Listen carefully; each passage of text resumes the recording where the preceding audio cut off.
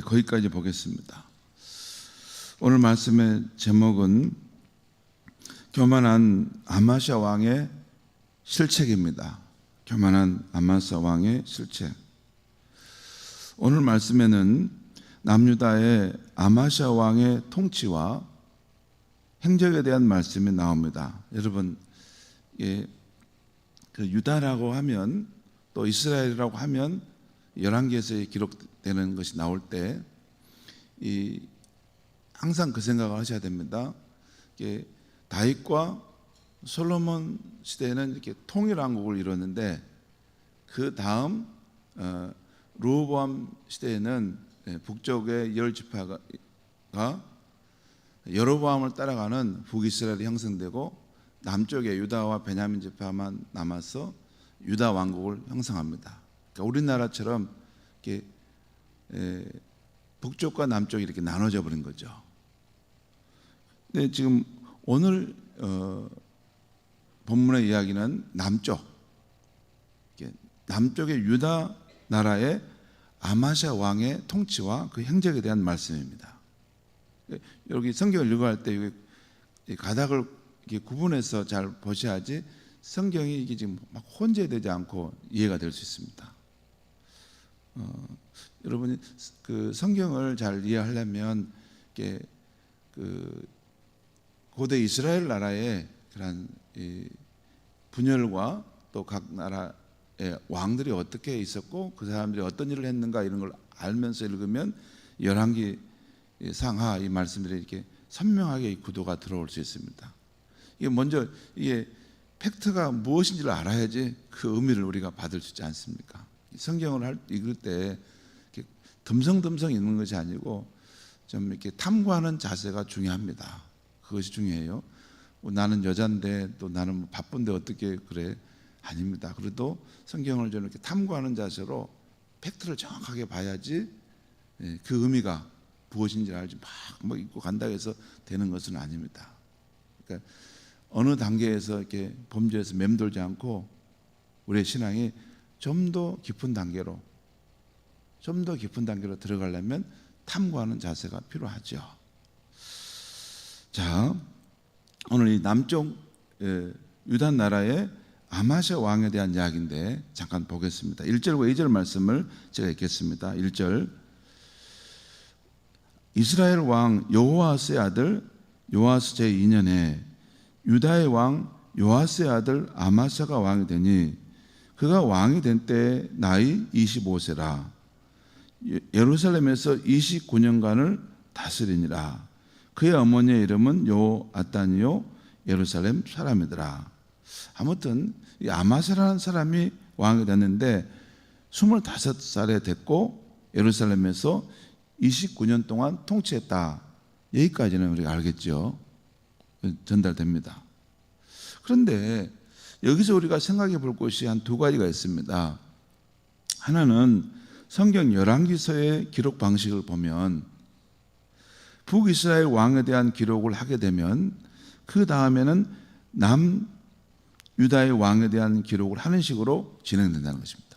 한 번은 북이스라엘, 한 번은 남유다. 또 한 번은 남유다, 한 번은 북이스라엘. 이런 방식으로 진행된다는 거예요. 물론 이제 한 번은 북이스라엘 두 왕에 대한 기록을 할 수도 있어요. 그런데 아무튼 북이스라엘을 이야기했다가 다시 남유다 왕에 대한 이야기를 해간다는 것입니다. 그러니까 어제 우리가 보았던 열왕기 13장은 북이스라엘의 요아스와 요아스 왕에 대한 기록을 했어요. 어제 우리가 그거 보았죠. 북이스라엘 요아스 왕이 엘리사가 죽으니까 찾아가서 내 아버지요 이스라엘의 병거와 마병이요 하면서 울었잖아요. 그럼 화살을 쳐보라니까 3번밖에 안 쳤잖아요. 그래서 아랍 나라의 전쟁과 관계에서 3번밖에 승리를 못할 겁니다 하는 이야기를 들었잖아요. 실제 3번 승리했습니다. 그 사람이 누구냐면 북이스라엘의 요아스 왕이에요. 근데 오늘 14장은 남유다의 아마시아 왕에 대한 기도입니다. 기록입니다. 그러니까 이제 또 남쪽에 대한 기록인데, 그런데 좀 어려운 것은 보면 여기 보면 두 번째 우리 함께 볼 것은 1절에 한번 보겠습니다. 이스라엘 왕 여호아스의 아들 요아스 제2년에, 그러니까 통치 제2년에 유다의 왕 요아스의 아들 아마샤가 왕이 되니, 여기 보면 북이스라엘 왕 요아스의 아들 요아스가 통치하는 제2년에 유다의 왕 요아스의 아들 아마샤가 왕이 됐다는 거예요. 북이스라엘에도 요아스라는 왕이 있고 남쪽에도 요아스라는 왕이 있다는 거예요. 이걸 구별하지 않으면 이게 앞에도 요아스, 뒤에도 요아스, 이게 누구를 요아스를 말하는가 모를 수 있다는 거예요. 사실 이 북이스라엘에도 요아스라는 이름을 가진 왕이 있었고 남유다에도 요아스라는 왕이 있었습니다. 정확하게 있었어요. 동명이인입니다. 동명이인. 그러니까 성경을 읽으면 계속 요아스라는 말이 여러분 계속 반복해 나오죠. 이게 이쪽에서는 이런 사건이 나오고 이쪽에서 이게 뭐야? 막 그 단계에 가면 이제 헷갈려 버립니다. 이건 제 이야기입니다. 제가 성경을 읽다가 요아스가 이리 갔다가 저리 갔다. 아니 요아스는 굉장히 많은 일을 했네. 여기 죽었다가 했는데 또 여기 요아스라는 이름이 또 나왔네. 동명이인이라 그 말입니다. 북이스라엘도 요아스 왕이 있었고 남유다에도 요아스 왕이 있어요. 북이스라엘의 요아스 왕은 예후의 손자입니다. 예후가 누구였어요? 우상 숭배했던 바알과 아세라를 섬겼던 아합 왕가를 심판했던 왕이죠. 심판했던 사람이에요.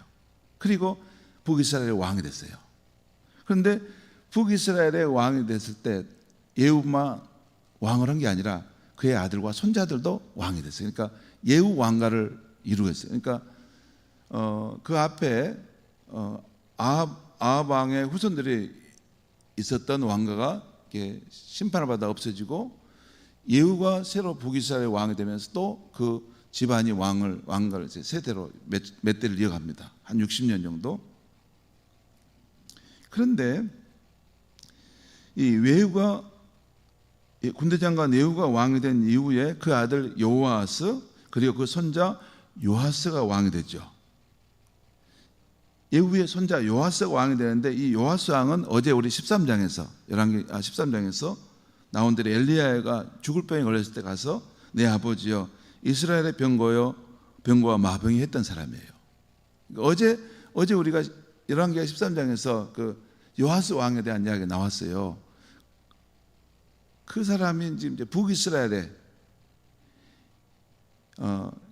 예후의 손자로서 그 왕이 된 요아스 왕입니다.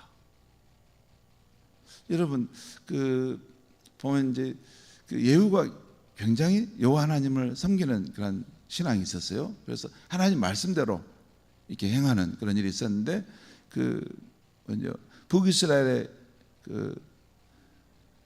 요아스도 예후의 손자였기 때문에 그런지 우상 숭배하는 그런 부족한 점이 있어도 또 이스라엘 하나님을 섬기는 마음이 있어서 엘리야를 의지하고 그런 면이 있었던 것이죠. 자, 그 다음에 반해서 이 남유다의 요아스 왕은 누구냐면 여러분 그 아달랴 왕비를 말한 적이 있었죠. 그 아합 왕의 딸로서 남유다에 이렇게 온 그런 공주. 그래서 그 집안이 이렇게 이제 남유다의 왕비가 됐는데 뭐냐면 그 자기 아들이 아하시아 왕이 죽게 되자 그 다윗 왕가의 씨앗을 다 멸절시키죠. 그때 한 살 먹은 한 아이가 살아남잖아요. 그래서 제사장의 성전에 들어가서 제사장 그 여호와다의 보호를 받고 이렇게 살아나고 7살 때 그 여호와다 그의 고색이 그를 왕위로 세우면서 그 왕으로 등극하죠. 근데 그 사람이 요아스 왕이에요, 남유다에. 근데 요아스 왕이 처음에는 성전 보수 공사도 하고 아주 잘했는데 그의 그 후견인인 여호와다가 죽게 되자 또 마음이 변질돼 가지고 이게 잘못된 길을 걸어가서 결국 남유다의 요아스 왕은 자기 신복 두 사람에 의해서 이렇게 죽임을 당하잖아요. 그게 남유다 요아스 왕의 이야기입니다. 그러니까 북유다의 요아스 왕은 에후 왕조의 후예고, 남유다의 요아스 왕은 그 아달랴 왕비가 이렇게 다 이렇게 다윗 왕가를 다 죽일 때 겨우 살아남았다가 왕이 올랐지만 처음에는 잘했다가 나중에 실각해서 그의 신복들의 죽임을 당한 요아스 왕입니다. 여러분 이제 좀 뭐 보입니까? 이게 이랬다 저랬다 이런 상황이죠.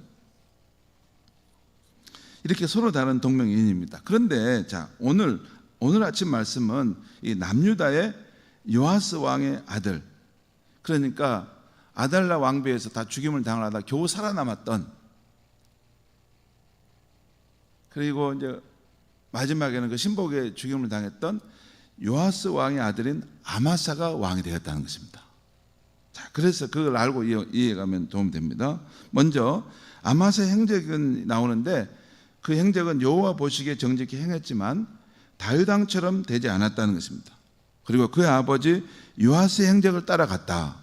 그의 아버지 요아스 행적이란 뭐냐면, 그러니까 하나님을 잘 섬기는 면도 있었지만 그 아버지 요아스가 성전 보수 공사를 다 완성했던 사람이거든요. 그러니까 오늘 잘 섬기는 사람이 있었지만 또 그 아버지가 후대에 교만해진 면이 있어서 선지자의 말을 안 듣고 가다가 어려움을 또 당하죠. 그 아버지 요아스 왕의 행적을 따랐고 또 산당을 없애지 않아 백성들이 우상 숭배하도록 놔두었다는 것입니다. 그러나 자기 아버지를 암살한 자들, 제가 처음에 말씀드렸죠. 그 남유다의 요아스 왕은 마지막 죽을 때 그 신복 두 사람에 의해서 암살당해 죽습니다. 그런데 자기 아버지를 암살한 자들을 이제 죽일 때 모세 율법대로 그 자식들에게까지 죄를 묻지 않았다는 것이에요. 그러니까 그 당대만 그 심판했지만 그 자식들을 죽이지 않았다는 거예요.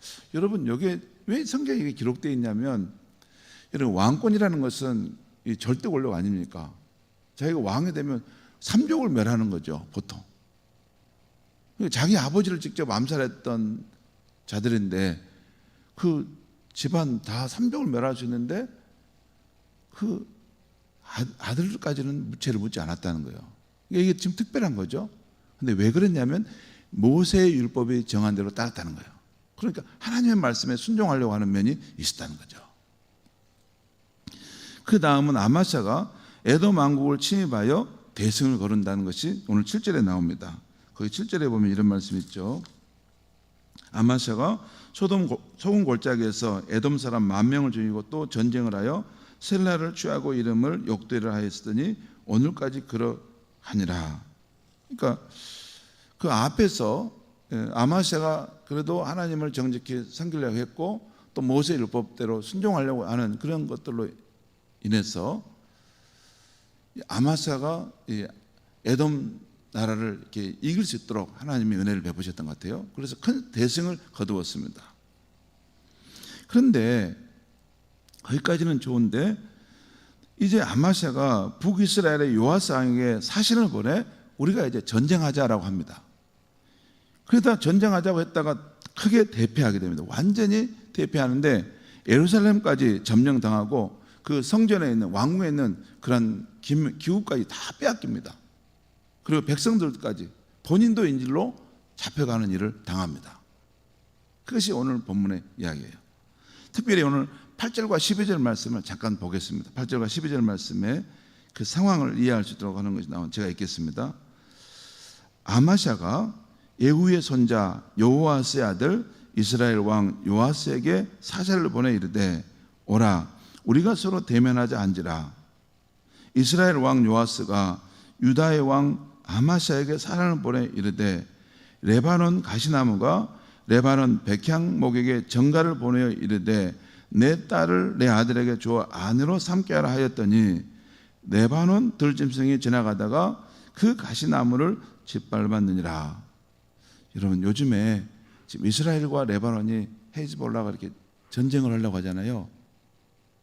그 레바논이 이 레바논입니다. 그러니까 이스라엘 저 북쪽에 레바논 나라가 있는데 고대에는 이 북쪽의 그 레바논의 일정 부분도 이스라엘을 다스렸던 것 같아요. 근데 그 이스라엘은 북쪽으로 올라갈수록 이 산림이 우거집니다. 나무들이 많아요. 그래서 레바논의 백향목 하면 유명했던 것 같아요.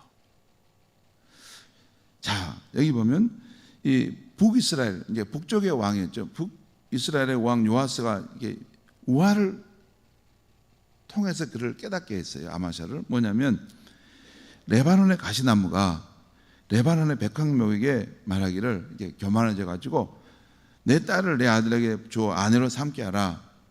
이렇게 했다는 거예요. 가시나무가 별거 아니죠. 근데 그 아름드리 백향목에게 그렇게 말했다는 거예요. 그랬는데 그러자 레바논의 들짐승이 지나가다 그 가시나무를 짓밟았다는 거예요. 되게 교만이 별것이 아닌데 하면서 짓밟았다는 거예요. 그러면 10절에 이렇게 말씀입니다. 보십시오. 10절에 북이스라엘의 요아스 왕이 하는 말인데요. 남유다 아마스에게 하는 말이에요. 10절. 내가 에돔을 쳐서 파했으므로 마음이 교만하였으니 스스로 영광을 삼아 왕궁이나 내 집으로 돌아가라. 어째 화를 자초하여 너와 유다가 함께 망하고자 하느냐 했다는 거예요. 그러니까 이게 말씀이 무슨 말이에요? 이 남유다의 아마스 왕이 그 에돔과의 전쟁에서 승리를 하게 되면서 마음이 교만해졌다는 거예요. 그래서 너가 이게 대단한 것처럼 지금 내게 북이스라엘을 향해 전쟁을 선포하고 한번 붙어보자 하는데 정신을 차리고 내 집으로 돌아가라는 것입니다. 어찌하여 화를 자초하여 너와 유다 나라가 어려움에 빠지게 하느냐라는 거예요. 그렇죠. 왕이니까 한 사람의 아마스 왕이 잘못하면 다 그 나라가 다 소용돌이서 휩싸이지 않습니까? 그래서 지도자가 중요합니다. 여러분 가정에도 그렇고 교회도 그렇고 나라에도 그렇습니다. 한 지도자가 정말 잘못 결정을 하면 온 백성들이 다 그 소용돌이서의 고통을 겪지 않습니까? 그러지 말라는 것이에요. 왜 화를 자초하려고 하느냐? 자, 근데 11절 보겠습니다. 아마샤가 듣지 아니하므로 남유다 아마샤 듣지 아니하므로 이스라엘 왕 요아스가 올라와서 그와 유다 왕 아마샤가 유다의 베세메스에서 대면하였더니 유다가 이스라엘 앞에서 피하여 각기 장막으로 도망하니라. 그리고 그 어떻게 철저하게 패했는가는 그 다음에 지금 오늘 본문에 읽었던 내용이 나옵니다.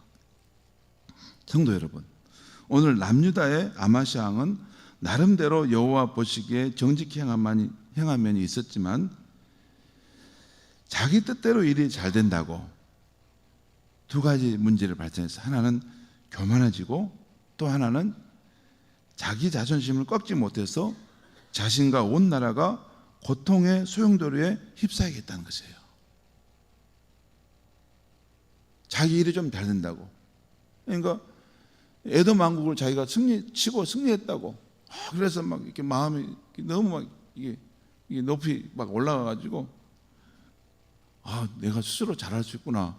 교만해졌고 또 그 북이스라엘 왕이 왜 스스로 화를 자초하느냐 돌아가라 말했지만 자기 자존심을 꺾지 않고 계속 몰아붙여 가서 온 나라가 그 고통의 소용돌이 속에 빠지게 했다는 것입니다. 철저하게 패해서 그 왕궁과 성전의 기물까지 다 빼앗겼어요. 성도 여러분, 오늘 이 말씀에 주는 영적 교훈이 무엇입니까? 우리는 일이 잘 되어도 늘 겸손해야 하겠습니다. 일이 왜 잘 됩니까? 그건 하나님의 은혜로 주신 것이기 때문입니다. 하늘에서 주신 바가 아니면 사람이 아무것도 받지 못한다는 요한복음의 말씀이 있어요. 그 말씀을 따라 하나님의 도우심으로 우리가 살아간다는 마음을 늘 가져야 하겠습니다. 그리고 주변의 사람들을 통해 깨우치는 말씀이 들려올 때 열린 마음으로 들어야 하겠습니다. 그리고 그 말이 옳을 때는 내 자존심이 상해도 자기의 잘못을 시인하고 그 결정을 바꿀 수 있는 용기가 있어야겠습니다. 성도 여러분, 잠깐 저를 보시죠. 우리가 이제 부흥회 때 성령 충만함을 갈망하잖아요. 성령 충만함이 왜 우리에게 필요할까요? 성령 충만하면 두 가지 역사가 있습니다. 하나는 밖으로 이렇게 병 고치는 은사도 있고 하나님의 능력도 행하고 하나님의 놀라운 일들을 나타내는 것도 있어요. 근데 또 성령 충만은 안으로 나의 본성과 성질을 죽이는 능력이 있어요. 그래서 나로 하여금 하나님의 능력 안에서 다스림을 받고 하나님의 통치가 이루어지게 하는 것이 성령 충만입니다. 여러분, 둘 다 필요한데 사실 나이 들어가면서 더 필요한 것은 안으로 나를 복종시키게 하는 능력입니다. 그게 안 돼가지고 화를 자초하는 인생이 얼마나 많습니까? 그렇게 지혜로운 사람들이 조언을 해줘도 그 말을 들을 수 없어요. 자기의 교만한 마음, 자기의 자존심이 너무나 강해가지고 그걸 못 바꿔요. 화를 자초하고 모두 다 좋아하는데도 그쪽으로 달려갑니다. 왜? 내 자존심이 못 오겠다는 거예요. 오늘 우리 시대 지도자들이 그러지 않습니까? 좀 들을 마음을 갖고 마음을 내려놓으면 되는데 그것이 안 돼요. 여러분, 성령의 충만함은 밖으로 우리가 능력을 행하는 것도 중요하지만 나 자신을 복종시키고 하나님의 뜻에 순복해 가는 것, 거기에도 성령 충만함이 필요합니다. 저는 그런 쪽에 성령 충만함이 더 많이 임했으면 좋겠다 하는 것이 간절한 마음입니다. 기도하겠습니다. 하나님 아버지, 오늘 이 아침에 하나님의 말씀을 듣고 갑니다. 오늘 아마시아 왕이 참 하나님 보시기에 나름대로 정직하게 행했지만 에돔 전쟁에서 크게 승리하게 되자 그 마음이 교만해지고 그 마음을 다스릴 수 없을 만큼 커져서 자신과 온 백성을 큰 화의 그 전쟁의 소용돌이로 휩싸이게 할 수 있는 그 결정을 내린 것을 봅니다. 하나님 아버지, 우리가 살아가는 것, 하나님께서 늘 우리를 도와주시기 때문에 산다는 그러한 겸손한 마음을 잊지 않게 하여 주시옵소서. 그리고 우리가 어떤 결정을 했을 때, 또 잘못된 결정을 했을 때, 하나님 주변에 있는 사람들이 무엇을 말할 때 그 말씀이 우리의 심령에 들려올 수 있도록 하나님 성령께서 역사해 주시고, 또한 우리가 잘못한 것을 시인하고 바꿀 수 있는 그런 유연함도 성령의 능력 안에서 체험할 수 있도록 도와주시옵소서. 성령이여 오시옵소서. 우리의 인생 가운데 더 충만히 임하셔서 하나님의 선한 뜻들이 우리의 삶에 풍성히 이루어지게 하여 주시옵소서. 예수님의 이름으로 기도합니다.